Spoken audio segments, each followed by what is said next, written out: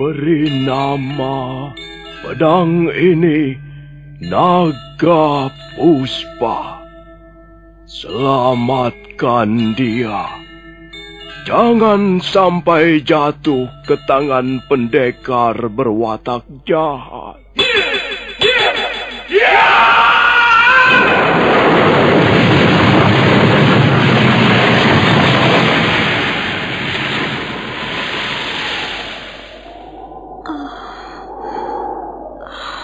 Kakang Kamandanu, kau masih juga tidak percaya bahwa aku mencintaimu. Mesin, maafkan aku, Mesin. Mesin, Mesin!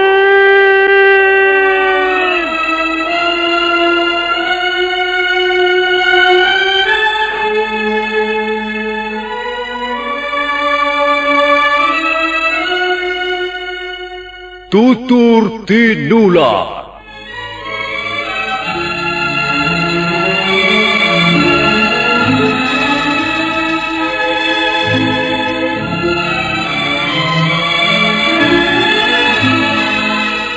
Sebuah sandiwara radio serial, produksi Sanggar Cerita dan Teater Sanggar Prativi.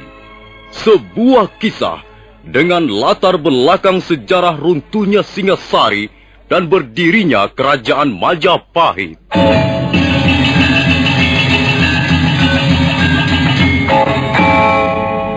Sandiwara ini didukung oleh pemain-pemain radio yang sudah ternama. Ferry Fadli, Ivone Rose, dan Eli Ermawati.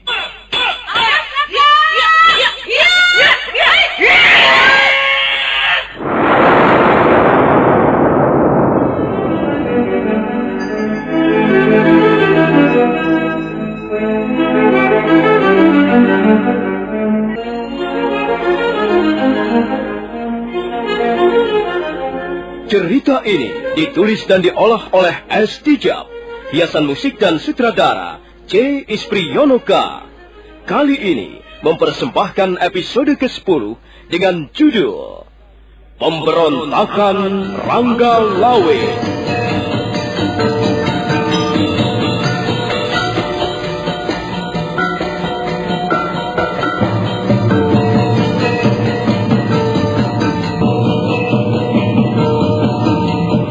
Dalam seri ke-288 ini didukung oleh para pemain Haris Tiono sebagai Tias Sang Ramawijaya, Dedi sebagai Maulia Warmadewa, Idris Apandi sebagai Ramapati, Mas Niko sebagai Nambi, Lucy sebagai Dara Petak, Dewi sebagai Dara Jingga, Nusri Nurdin sebagai Nembus Sora, Rusli sebagai Rangga Lawe, Juni Mucus sebagai prajurit, dan Asdi Suhastra pembawa cerita. Selamat menikmati.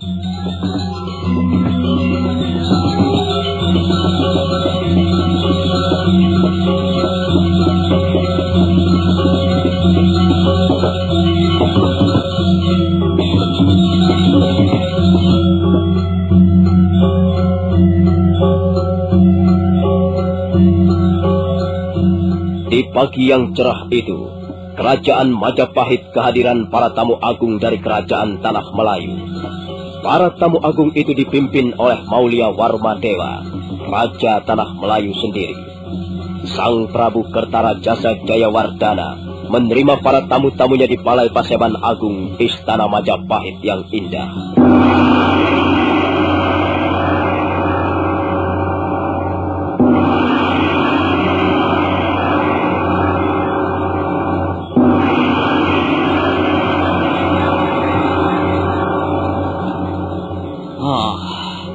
Jadi kehadiran Tuanku Raja berikut para pengiring adalah untuk menegaskan kembali sikap negeri Suwarna Bumi terhadap Majapahit. Benar, Gusti Prabu. Hamba adalah raja dari negeri Tanah Melayu. Hamba datang ke Tanah Melayu ini mewakili rakyat hamba, rakyat Tanah Melayu. Rakyat Tanah Melayu sudah geram menghadapi peperangan karena banyak menimbulkan korban. Sekarang ini kami mengambil kebijaksanaan lain, Kami datang ke Majapahit sama sekali tidak untuk mengungkit kisah lama. Justru kami, rakyat tanah Melayu, ingin bernaung di bawah panji-panji dan tunggul-tunggul Majapahit. Begitu. Ya. Paman Ramapati, coba aku ingin mendengar pendapatmu. Ya, kalau kerajaan tanah Melayu ingin menyatakan takluk kepada Majapahit, sebaiknya diterima saja, Gusti Prabu. Sepertinya tidak ada alasan bagi Majapahit untuk menolaknya. Oh, iya. Lalu bagaimana pendapatmu, Paman Nambi? Hamba sependapat dengan Kakang Ramapati, Gusti Prabu. Sebaiknya pernyataan takluk mereka kita terima dengan tangan terbuka. Oh, iya. Baiklah. Baiklah Tuanku Raja Maulia Warmadewa. Majapahit juga tidak ingin membuat permusuhan dengan negeri-negeri lain. Kebijaksanaan pemerintah Majapahit pada dasarnya dilandasi kebijaksanaan cinta perdamaian. Ampun Gusti Prabu. Untuk membuktikan bahwa pernyataan tunduk kerajaan tanah Melayu benar-benar tulus, maka hamba ingin menyerahkan 2 orang putri boyongan yang duduk bersebelahan dengan hamba inilah. Putri boyongan yang hamba maksud Gusti Prabu. Oh, Tuanku Raja. Ya. Majapahit bukanlah kerajaan yang senang merampas putri dari negeri lain. Tapi bukan berarti aku menolak pemberianmu ini. Sebelumnya aku ingin sedikit mengadakan tanya jawab dengan 2 orang putri boyongan itu. Silakan Gusti Prabu. Sang Prabu Kertarajasa kemudian bangkit dari singgasananya dan melangkah ke arah 2 orang putri boyongan. Sesaat lamanya sang Prabu berdiri termangu. 2 orang putri boyongan itu menundukkan wajahnya ke lantai. Yang seorang berkulit putih, sedangkan yang seorang lagi berkulit kecoklat-coklatan. Siapakah namamu? Hamba Dara Petak, Gusti. Dan kau siapa namamu? Nama hamba Dara Jingga, Gusti Prabu. Iya. Apakah kalian berdua rela menjadi putri boyongan? Hamba rela, Gusti Prabu. Hamba sama sekali tidak keberatan diboyong ke negeri Majapahit. Iya, Gusti Prabu. Demikian pula hamba. Hamba sama sekali tidak keberatan menjadi putri boyongan. Hamba ingin berbakti pada negeri tanah Melayu, juga kepada Tuanku Raja Maulia Warmadewa. Kalau begitu, baiklah. Tuanku Raja Maulia Warmadewa. Iya, Gusti Prabu. Sang Prabu Kertarajasa kemudian kembali melangkah ke singgasana. Setelah duduk di atas singgasana, barulah sang Prabu mengucapkan kata-katanya yang bersejarah. Demikianlah kata-kata itu, seperti yang sudah tercatat dalam sejarah pertumbuhan kerajaan Majapahit, yang berkaitan dengan keluarga besar sang Prabu Kertarajasa Jayawardana. Kang Sawiji, Kinawe Bini Haji dan Nira Raden Wijaya. Artinya, yang satu dijadikan selir oleh Raden Wijaya. Kang Atuha, Aran Dara Jingga, Sira Alaki Dewa. Artinya, yang tua bernama Dara Jingga, dia kawin dengan pembesar kerajaan yang bergelar Maulia Warmadewa. Begitulah Tuanku Raja. Saya tidak bisa menerima dua-duanya. Saya hanya mengambil salah seorang saja. Kemudian yang seorang lagi saya serahkan untuk Tuanku Raja. Baiklah, Gusti Prabu. Hamba sangat mengucapkan terima kasih atas kebijaksanaan Gusti Prabu. Biarlah Dara Jingga ikut kembali bersama hamba ke negeri tanah Melayu. Dan hamba akan mentaati segala titah sang Prabu. Hamba akan memperistri Dara Jingga dan membawanya masuk dalam kalangan kehidupan istana Suwarna Bumi. Syukurlah Tuanku Raja. Jadi persoalan ini sudah kita selesaikan dengan baik. Dara Petak. Ya, Gusti Prabu. Mulai hari ini, kau menjadi salah seorang anggota keluarga besar Istana Majapahit. Selanjutnya kau akan hidup bersama 4 orang istriku. Kau tidak perlu sungkan-sungkan.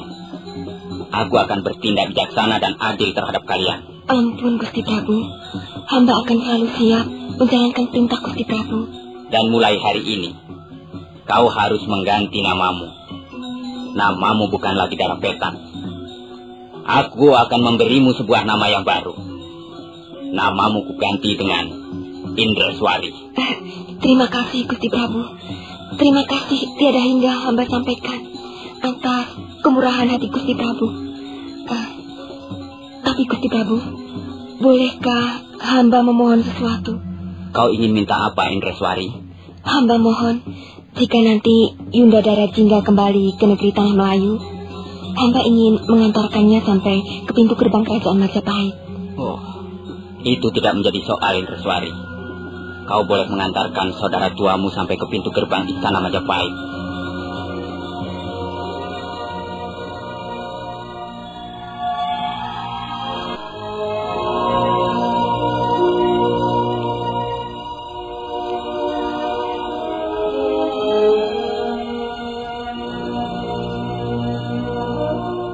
Hanya semalam, Sri Paduka Maulia Warmadewa menginap di istana Majapahit. Pagi harinya, raja dari Tanah Melayu itu minta diri. Sang Prabu Kertarajasa berikut para punggawa istana mengiringkan sampai ke tangga istana paling bawah. Sementara itu, Dara Petak yang namanya sudah diganti dengan Indreswari mengantarkan sampai ke pintu gerbang istana. Dua orang wanita itu bertangis-tangisan di depan pintu gerbang. Sementara Sri Paduka Maulia Warmadewa menunggu di dalam keretanya. Akhirnya kita harus berpisah, Yunda Dara Jingga. Kapan kita akan kembali bertemu, Yunda?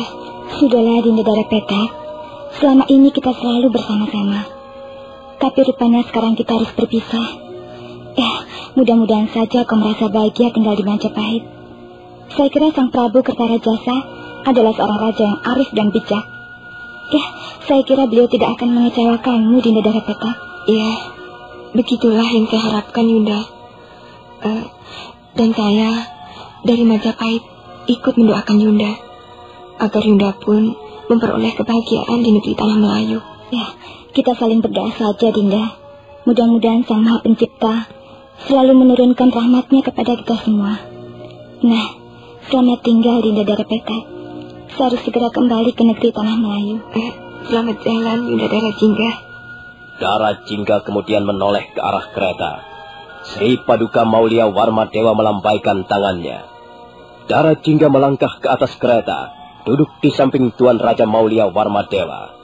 Sementara itu, Dara Petak hanya bisa melihat dengan mata berkaca-kaca. Dan ketika rombongan dari negeri Tanah Melayu itu sudah bergerak, Dara Petak terpaksa menghapus air matanya yang mulai menetes.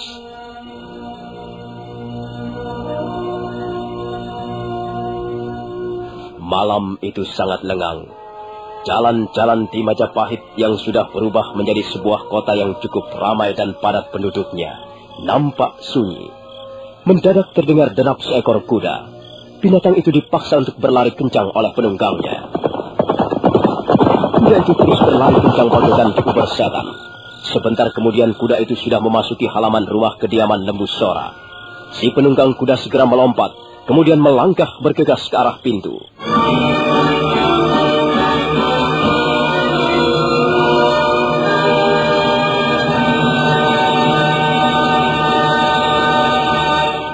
Lawe, Rangga Lawe, anak tidak tahu urus.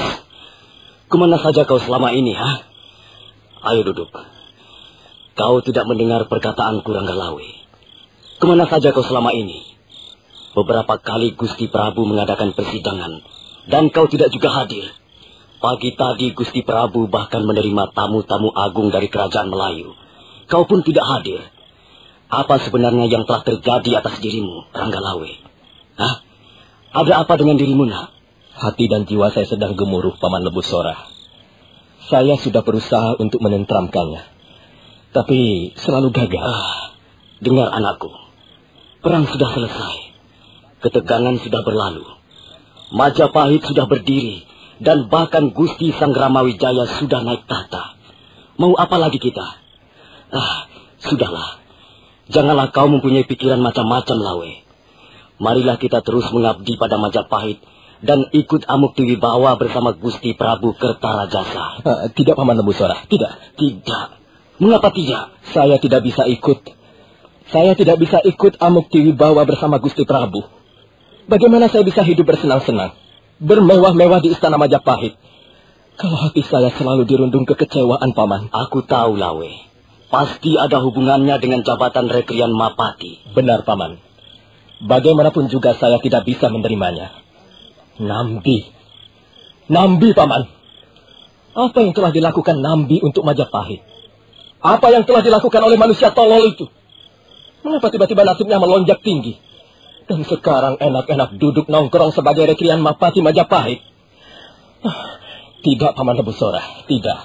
Hal ini tidak bisa saya benarkan. Ranggalawe, kau harus bisa mengendalikan dirimu, nak. Ingat, apa yang telah menjadi keputusan Gusti Prabu merupakan undang-undang yang tidak tertulis. Hal itu mutlak harus kita taati, kita patuhi. Apa yang sudah menjadi sabda seorang raja, haruslah kita terima dengan senang hati. Tidak bisa, Paman Lebusora. Saya masih seorang manusia biasa. Justru karena kau manusia biasa, kau harus segera mengakui kelemahanmu, Lawe. Janganlah terburu nafsu. Kalaulah hendak melakukan sesuatu, pikirkanlah dulu secara cermat. Kau ini adalah anak seorang cendekiawan. Ayahmu, Kakang Arya Wiraraja, adalah seorang cerdik pandai yang sangat berkenan di hati Gusti Prabu. Mengapa kau justru mempunyai watak dan sikap sebaliknya? Senang gerusa-gerusu, senang berlaku sembrono, kurang pikir dan kurang perhitungan. Mungkin Paman Lebusora benar.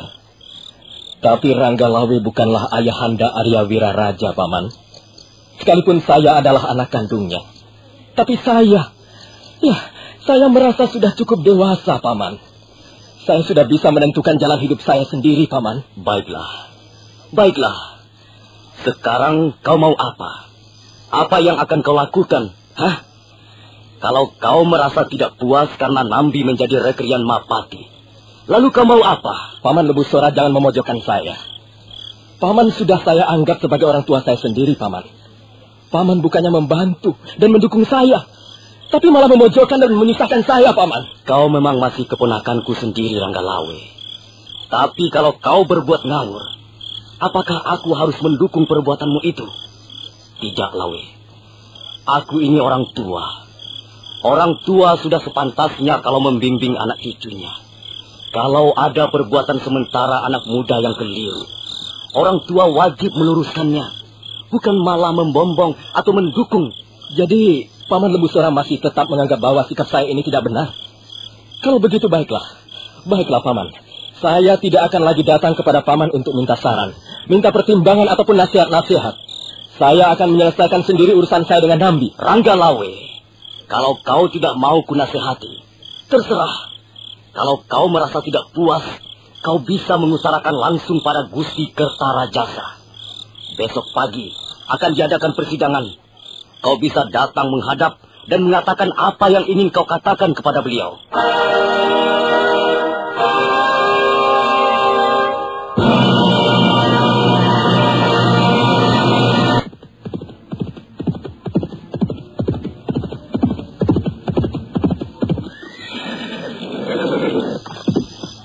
Hei, prajurit, minggir kalian. Beri aku jalan. Maaf, Gusti. Kami ditugaskan menjaga pintu gerbang. Kami diperintahkan agar menahan siapapun juga untuk masuk ke Balai Paseban Agung, kecuali mereka yang membawa lencana. Lencana apa? Lencana apa, prajurit? Lencana yang menunjukkan bahwa seseorang berhak masuk ke Balai Paseban Agung. Kurang ajar. Peraturan apa ini? Peraturan macam apa ini? Siapa yang membuat peraturan seperti ini? Aku tidak butuh lencana. Minggir, prajurit!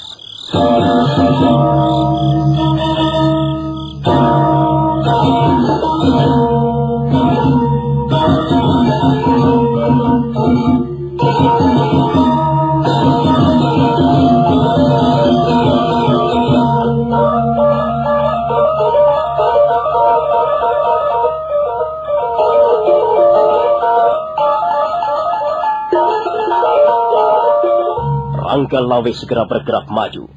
Dua orang prajurit yang bertugas menjaga pintu gerbang serentak mundur. Tapi mereka belum juga mau memberikan jalan kepada Ranggalawe.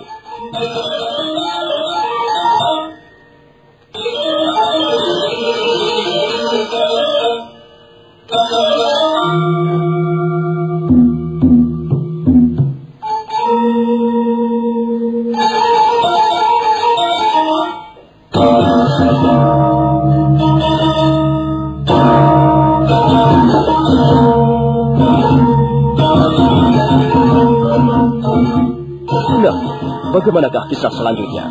Apa yang akan dilakukan oleh